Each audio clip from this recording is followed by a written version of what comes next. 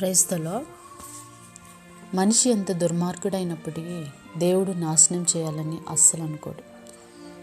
యెహెజ్కేలు 18వ అధ్యాయం 23వ వచనం, అలాగే 33వ అధ్యాయం 11వ వచనంలో దుర్మార్గుడు నశించిపోవడం నాకు ఇష్టం లేదని ఆయన తెలియజేస్తాడు.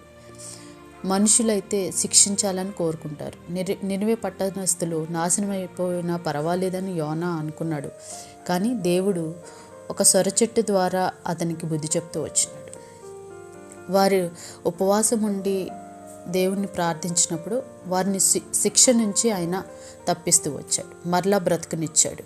అలాగే మనిషి పడిపోవడం కాదు, లేచే స్థితిని ఆయన కల్పిస్తాడు.